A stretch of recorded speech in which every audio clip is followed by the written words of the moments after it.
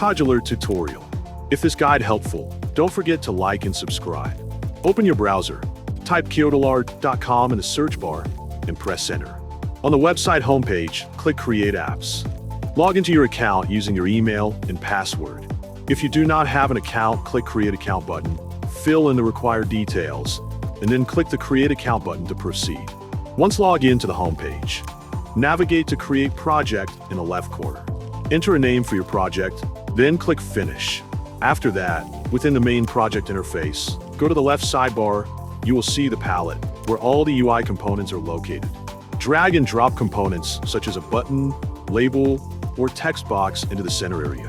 Click on the button that you added and change its text to click this. Next, go to the Blocks tab located in the top right corner. From the list of blocks, drag the button 1 block into the workspace. Then add the label 1 text block to inside it. Move your cursor to the test button at the top and click Connect to Companion.